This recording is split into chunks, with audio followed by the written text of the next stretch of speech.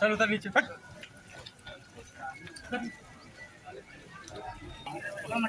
निकाले वो बेटा ए मट्टी ना दो, मट्टी ना दो। उसमें डाल रगड़ दो यार, उसमें रगड़। राजन भैया, ये भैया आप लोग हटिए यहाँ से।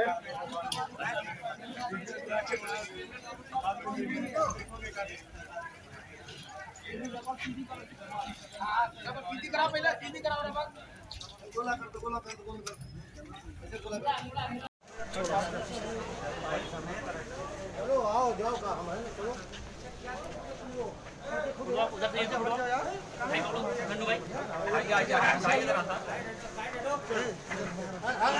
आओ इधर नहीं पकड़ा पाए एक आदमी ऊपर आओ बीच में बीच में आओ एक आदमी इधर भाई ऊपर जाओ कमर के नीचे उठा के और उठा के उड़ा सही कर लो। चलो चलो आओ पकड़िए आगे आगे से आगे पकड़िए। आइए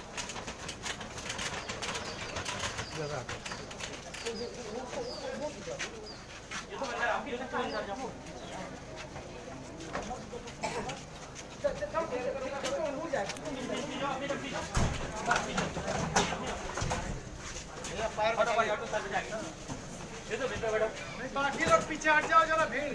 चलो मारे फोन कर रहे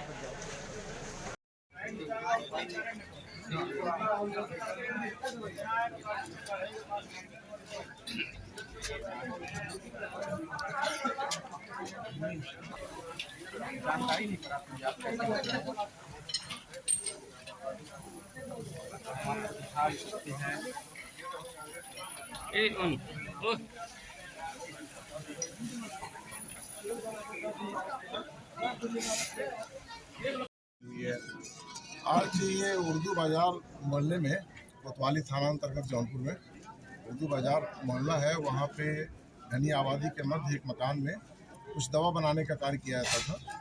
तो बताया लोगों ने यहाँ पे कि वो आयुर्वेद की दवा बनाते थे और उसमें उसके लिए उन्होंने उनके पास फास्फोरस और कुछ और केमिकल का भंडारण था। तो उसमें किन्हीं परिस्थितियों में आग लगी और आग लगने के कारण तीन व्यक्ति बुरी तरह जल गए, जिसमें एक की हालत ज़्यादा ख़राब थी, लगभग 95% वो जले थे और बाकी 2 व्यक्ति जो हैं वो 50% 60% के आसपास हैं और जिन्हें अस्पताल भेज दिया गया। तीनों लोग अस्पताल भेज दिया गया और आग को बुझवा दिया गया है। बाकी स्थितियाँ जो दवा कैसे बनाते थे और लाइसेंस इनके पास था या नहीं था, घनी आबादी में इस तरह का कार्य कर रहे थे, इसके बारे में जांच के उपरांत। क्या विस्फोट भी हुआ था और जो सल्फर है हाईली वोलेटाइल। जी इसमें पानी काबू पा लिया गया। इसमें कुछ केमिकल ऐसे थे जो पानी से रिएक्ट करते हैं, जैसे सल्फर फास्फोरस, ये सब चीज़ें जो हैं वो पानी से रिएक्ट करती हैं। तो उसको बालू और मिट्टी डाल के बुझाने का प्रयास किया कि बाकी उसके कारण जो आग लग गई थी या किसी विस्फोट के कारण, विस्फोट उस समय क्या हुआ था वो बाद में जांच के समय पता चलेगा कि क्या क्या इनके पास था और किन परिस्थितियों में कैसे घटना हुई। लेकिन उस समय जो घटना हुई, जो विस्फोट हुआ था और जो आग लगी थी, तो उससे और भी जो घर के सामान जल गए थे उससे सब बुझा दिया गया है और जो केमिकल थे उन्हें भी सुरक्षित बाहर निकाल के और बालू मिट्टी से उन्हें सुरक्षित कर दिया। सूचना के कितनी देर में दमकल की गाड़ियाँ? देखिए, सूचना के तत्काल बाद गाड़ी रवाना की गई, लेकिन चूंकि यहाँ पे मेन रोड से लगभग 200 मीटर जो है गाड़ी नहीं आ सकती, छोटी गाड़ी भी नहीं आ सकती, इसलिए होज पाइप वहाँ से फैलाने में थोड़ा टाइम लगा। बाकी ये है कि गाड़ियाँ तुरंत रवाना तो घटनास्थल पहुँच गई। Thank you sir. कैसा भी आया संगत, मैं ये बताना चाहता हूँ कि 2 बजे बाद मेरी ड्यूटी स्टार्ट की गुजरात में। जितना मुझे पता चला पिछले जो डॉक्टर साहब की ड्यूटी थी, डॉक्टर रशीद अजहर सर से, उन्होंने बताया कि 3 लोग थे, जिनमें से एक नूर अहमद थे जिनकी डेथ हो चुकी है और बाकी जो 2 पेशेंट हैं जिनमें से एक रियाज अहमद है और फैज़ अहमद है। तो दोनों की कंडीशन के बारे में कुछ कहा नहीं जा सकता। जिसमें रियाज हैं वो डायबिटिक है, 50% उनका बर्न था और फैज़ जो है फैज़ का 95% बर्न है, वो गैस कर रहे हैं। उनकी कंडीशन के बारे में कुछ कहा नहीं जा सकता। तो यही सारा उपचार हो रहा है कि इसको अपडेट करके इनके रेफर करने की सोचा यार, लेकिन बाकी सारा ट्रीटमेंट, मैक्सिमम ट्रीटमेंट यहाँ हो रहा है, अच्छे से अच्छा जितना इलाज हो रहा है यहीं से हुआ है। बाकी अगर कंडीशन देख करके हम चाहेंगे तो रेफर करेंगे। प्राइमा फेसी किस तरह का विस्फोट किस तरह का? विस्फोट जैसे तो अकॉर्डिंग टू जैसे कोई सिलेंडर फट गया या किसी एक्सप्लोजन हो गया किसी वजह से, या फिर कोई बर्न हुआ इसमें। मौत कितनी हुई इसमें किसी की मौत भी हुई? हाँ, एक की क्या नाम है? मेरा नाम डॉक्टर इश्तियाक। क्या घटना? उर्दू बाज़ार में जो है एक ख़ानदानी दवाखाने के रूप में एक दवाखाना, आयुर्वेदिक दवाखाना था जहाँ दवा बन रही थी। वो नूर मोहम्मद का दवाखाना था और उसमें जो उसी के परिवार से रियाज और फैज़ भी काम कर रहे थे। तो कोई जो मौके पे जाके मेरे द्वारा भी जांच की गई, CFO साहब भी मौके पे थे, पुलिस भी गई। तो उसमें ये लोग कुछ फास्फोरस और उसके माध्यम से, सल्फर के माध्यम से, या कुछ जो भी कुछ केमिकल जो होते हैं चोट की दवाइयाँ, जो भी दवाइयाँ बना रहे थे, उसको मिक्स करने के क्रम में जो है एक विस्फोट सा हुआ और उससे जो है पूरी एक आग की घटना घटित हुई। तो उस घटना में जो है परिवार के जो 3 पुरुष हैं वो घायल हो गए, जिसमें नूर मोहम्मद की मौके पे ही डेथ हो गई और बाकी दोनों जो घायल थे रेयान और फैज़, उनको जिला अस्पताल में लाया गया। पहले यहाँ उनका प्राथमिक जो है ट्रीटमेंट चला, उसके बाद हमने ट्रामा सेंटर जो बनारस के लिए उन्हें भेज दिया है। धनियाबादी में ये चल रहा था, क्या इसका लाइसेंस था? इसका लाइसेंस था?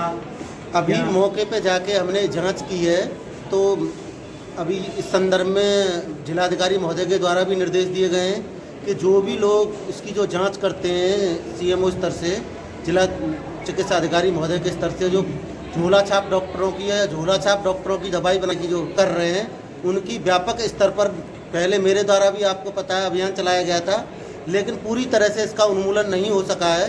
तो इसके लिए और गहनता के साथ जिलाधिकारी महोदय के निर्देश के क्रम में अभियान चलाया जाएगा। सिटी मजिस्ट्रेट साहब, घनी आबादी में उसमें फायर को भी बड़ी दिक्कत हुई जाने में, तो घनी आबादी में ये चल रहा था, इस तरह के और भी कई हो सकता है चल रहा है। अगर आप मीडिया बंधुओं के माध्यम से हमें सूचना दी जाएगी कि इस तरह के कोई जो है बिना लाइसेंस के माध्यम से, बिना अग्निशमन सुरक्षा के माध्यम से कोई चीज़ चल रही है, तो उनके खिलाफ दंडात्मक कार्रवाई की जाएगी। और जो लोग भी, अगर प्रशासन के भी जो लोग संलिप्त मिलेंगे, उनके खिलाफ भी जो है जिला प्रशासन दंडात्मक कार्रवाई करेगा। आपकी प्रथम जांच में क्या मेडिकल की वहाँ लाइसेंस था या फायर इक्विपमेंट, दोनों का लाइसेंस था उस? नहीं, CFO साहब से मैं वो मौके पे थे, तो मैंने उनसे जानकारी की, तो उन्होंने कहा कि फायर का कोई इक्विपमेंट नहीं था।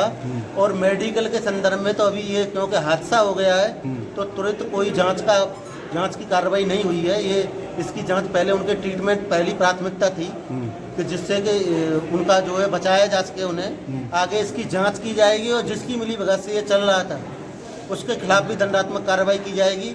इसके साथ साथ में अपने नगरवासियों से, जो भी विभिन्न मॉल हैं, होटल्स हैं, लॉज हैं और कुछ प्रतिष्ठान हैं और जो भी बड़ी जगह हैं जहां बड़े बड़े कारोबार चल रहे हैं, उनसे मेरी अपील है कि कृपया करके आप अग्निशमन के संदर्भ में, क्योंकि ग्रीष्मकालीन मौसम शुरू होने वाला है और वो शुरू हो चुका है, तो अग्नि से संबंधित घटनाएं जो है वो उसमें संख्या में बढ़ोतरी देखने को मिलेगी। तो उससे बचने के लिए पहले से ही आप लोग अग्निशमन यंत्र और फायर से अपनी NOC प्राप्त कर लें, जिससे कि इस तरह की घटनाओं से बचा जा सके।